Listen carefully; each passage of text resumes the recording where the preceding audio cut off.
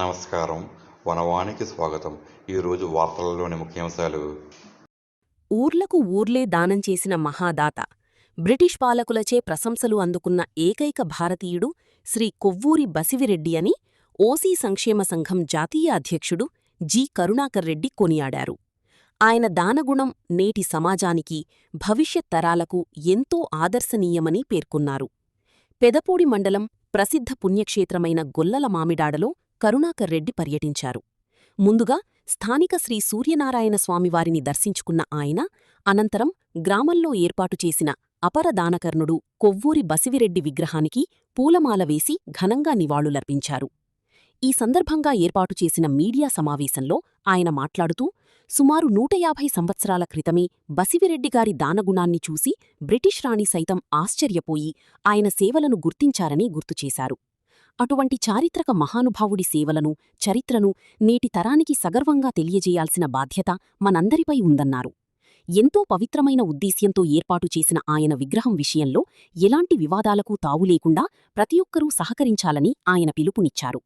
ఈ కార్యక్రమంలో విగ్రహదాత చింతా దొరబాబు యూత్ సభ్యులు పడాల సత్యనారాయణరెడ్డి, బాబ్జీ, ద్వారంపూడి వెంకటరెడ్డి, చింతపండు, కర్రి రామసుబ్బారెడ్డి, కర్రి సత్యనారాయణరెడ్డి, బుజ్జి, తాతారెడ్డి, కొవ్వూరి వెంకటరెడ్డి, నల్లబిల్లి అనుదీప్, మేడపాటి సుధాకర్ రెడ్డి తదితర ప్రముఖులు, గ్రామ యువత విశేషంగా పాల్గొన్నారు.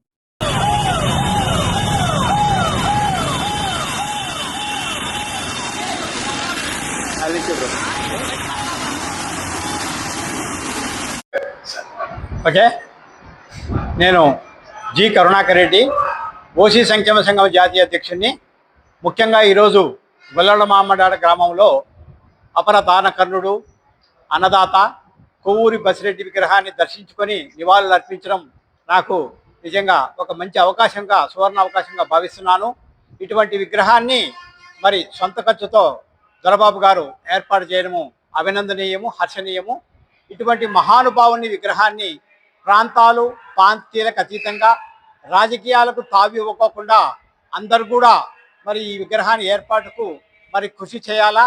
అంతేకాకుండా ప్రభుత్వం కూడా ఈ మహానుభావుని దాన గుణాలు కానీ, అన్నదాన కార్యక్రమాలు కానీ పాఠ్యాంశాలుగా చేర్పించి ప్రభుత్వంలో, ఎందుకంటే నేటి పిల్లలు ఈరోజు ఇలాంటి మహానుభావుడు ఉన్నాడు, అన్నదానానికి సంబంధించి కానీ అనేక కార్యక్రమానికి తన్ని ఆదర్శంగా తీసుకోవాలని చెప్పేసేటువంటి ఉద్దేశంతో ప్రభుత్వం చొరవ చూపి పాఠ్యాంశంగా చేర్చాలని చెప్పేసి మేము ఈ సందర్భంగా ప్రభుత్వాన్ని డిమాండ్ చేస్తున్నాము.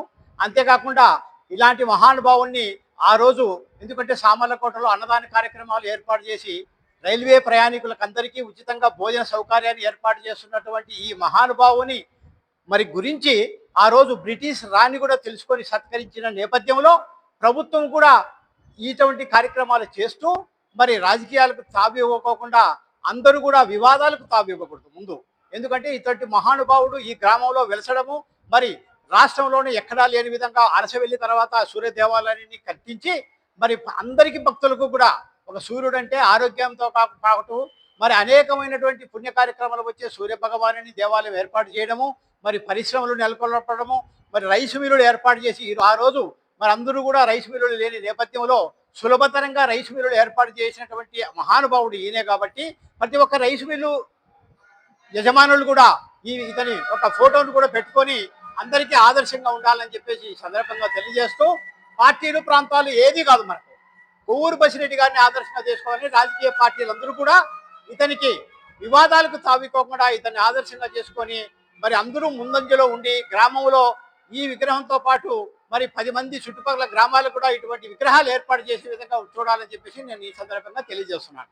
ముఖ్యంగా ఇటువంటి విగ్రహాన్ని సొంత ఖర్చుతో ఏర్పాటు చేసినటువంటి దొరబాబు గారిని నేను మనస్ఫూర్తిగా అభినందిస్తున్నాను.